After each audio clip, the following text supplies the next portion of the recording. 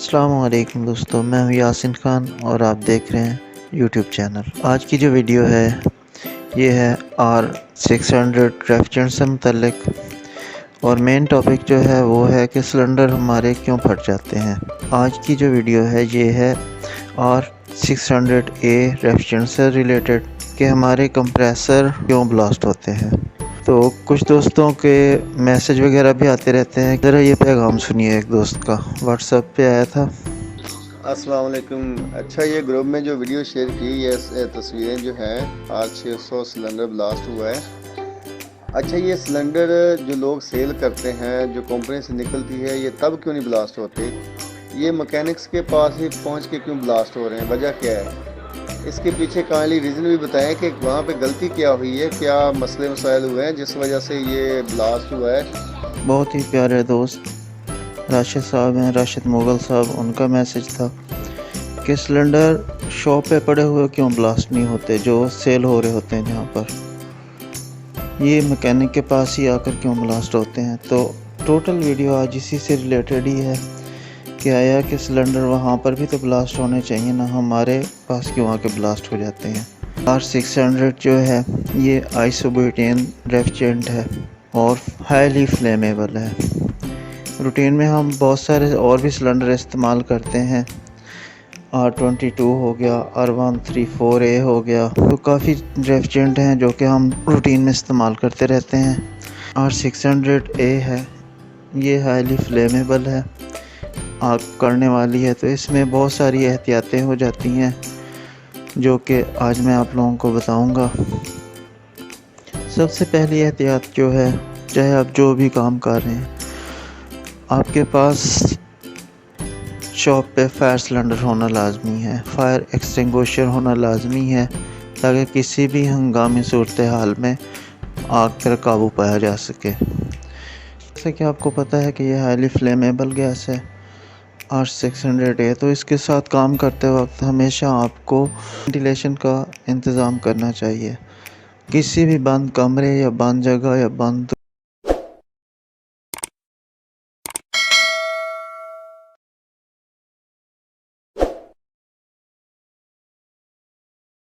Flammable होने की वजह से कोशिश करें कि सिलेंडर जो है अटैचमेंट लगा के इसको किसी एक साइड पे ठंडी और खुश्क जगह पे रखें और सिर्फ लाइन ही उसकी बाहर आए जहाँ पर आपने गैस चार्जिंग करनी है इसकी। कभी भी सिलेंडर के साथ या वेल्डिंग करते हुए कभी भी अपने पास सिलेंडर या कोई ऐसा मटेरियल ना रखें जो कि आग पकड़ने वाला हो। पेट्रोलियम मसनूआत कोई भी ऐसी चीज़ नहीं होनी चाहिए कि जो कि आग को पकड़ ले या जिससे आग लग सके। हमेशा एहतियाती तदाबीर को मद्देनज़र रखते हुए काम करें। मिसाल के तौर पर अगर आप एक रेफ्रिजरेटर रिपेयर कर रहे हैं तो कोशिश करें कि एक तरतीब से उस पर काम करें। अब आप कहेंगे कि तरतीब से कैसे, तो वो इस तरह से कि सबसे पहले कंप्रेसर की डिस्चार्ज का टांका लगाएं और डिस्चार्ज इनके कंप्रेसर और कंडेंसर की अटैचमेंट बनाएं और उसको चलाकर चेक कर लें। कंप्रेसर चलाएंगे, देखेंगे कि कहीं टांका ब्लॉक तो नहीं हुआ।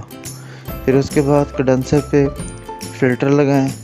फ़िल्टर लगाकर कैपरी ट्यूब के साथ उसको जॉइंट करके और सेक्शन साइड जो है, सेक्शन लाइन वाली साइड से कंप्रेसर को चला के प्रेशर चेक कर लें क्या है कि फ्रीज़र के अंदर से भी हवा का प्रेशर आ रहा है या नहीं आ रहा। अगर नहीं आ रहा तो फिर आपका टांका ब्लॉक हो चुका है। अक्सर बेहतियाती यही होती है कि जब हमारा टांका ब्लॉक हो जाता है तो हम बजाय इसके साथ ट्यूब कटर या किसी और चीज़ के साथ काटें तो हम उस पर जो है ना शोला जला देते हैं। तो यही जो है हमारे सिलेंडर या कंप्रेसर के ब्लास्ट का बायस बनता है। इसलिए तरतीब से काम करें। प्रेशर कंडेंसर की अटैचमेंट, फिर प्रेशर चला के चेक कर लें प्रेशर आ रहा होगा।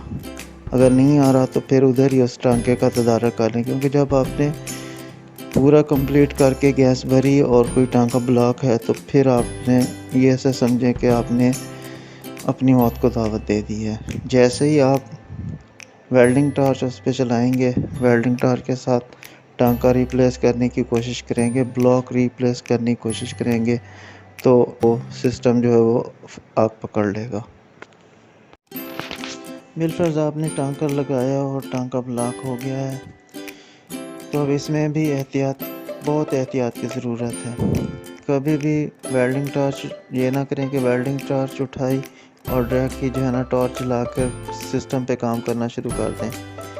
इसमें एहतियात ये करें कि पहले तो किसी भी ट्यूब कटर की मदद से या आरी ब्लेड की मदद से जो है ट्यूब को काटें, उसकी गैस निकालें, फिर अच्छी तरह से इसको वैक्यूम करें। नहीं तो अगर वैक्यूम नहीं कर सकते तो उसी को सिस्टम को चलाकर जो कंडेंसर साइड वो उसकी डिस्चार्ज हो जाएगी और फ्रीज़र साइड उसकी वैक्यूम हो जाएगी। तो उसी सिस्टम को चलाकर उसमें से जो गैस आपने डाली होगी उसको निकाल देंगे, फिर काम करेंगे। कभी भी ये नहीं करना कि वेल्डिंग टॉर्च के साथ जो है R600 के साथ चार्ज की है कि ब्लॉकेज या दोबारा सिस्टम को बनाने के चक्कर में आप वेल्डिंग टॉर्च इस्तेमाल करें। पहले उसको अच्छी तरह से उसका इनखला करें, उसको निकालें अच्छे तरीके से सिस्टम से। जब यकीन हो जाए कि सिस्टम में गैस नहीं रही है तो फिर जो है अच्छे तरीके से उसको साफ़ करने के बाद फिर अपना काम स्टार्ट करें। शॉप पे जब हम लेके आते हैं तो हमसे बहुत ज़्यादा बेहतियाती होती हैं, क्योंकि हम जो है रूटीन में 134 के साथ हम लोग काम कर रहे होते हैं। हम सेम उसी तरह से इसको जो है ना इसके साथ भी सेम उसी तरह से काम करना शुरू कर देते हैं। हालांकि वो नॉन फ्लेमेबल है R134A और R600 जो है ये हाईली फ्लेमेबल है। और इसमें सबसे बड़ी एहतियात कि हमेशा इसके साथ 10 वाल चार्जिंग लाइन लगानी है। हमारा जो पुराना तरीक़ाकार जो कि R134 के साथ या R12 के साथ किया करते थे, सर्विस पोर्ट या चार्जिंग लाइन लगाकर हम उसको बाद में जो है पंचिंग प्लायर की मदद से पंच करके और टांका लगा देते थे। R600 के साथ इस किस्म का कोई भी काम नहीं करना चाहिए। इसके साथ हमेशा पेन वाल लगाएं और टांका लगाने की ज़रूरत नहीं। जैसे ही अगर आप टांका लगाने की कोशिश करेंगे, अक्सर हमारे ब्लास्ट इसी वजह से हो रहे हैं कि हम नासमझी में वो टांका पुराने वाला हिसाब किताब लगाते हैं और हमारा टांका जो है ना वो अंदर आग पकड़ने की वजह से हमारे कंप्रेसर या पास पड़ा सिलेंडर आग पकड़ के ब्लास्ट हो जाता है।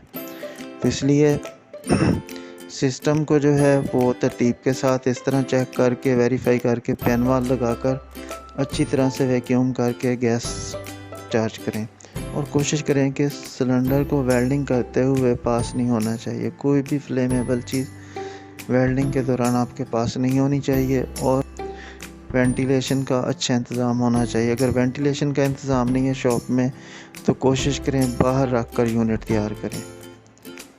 उम्मीद करता हूँ कि आपको ये वीडियो बहुत अच्छी लगी होगी और आपके बहुत काम आने वाली होगी। कमेंट में आप लोगों ने अपनी राय का ज़रूर इजहार करना है। और वो दोस्त अब आप जो वीडियो देखकर वैसे ही निकल जाते हैं तो उनसे रिक्वेस्ट है कि वीडियो को लाइक करें और चैनल को सब्सक्राइब तो बनता ही है।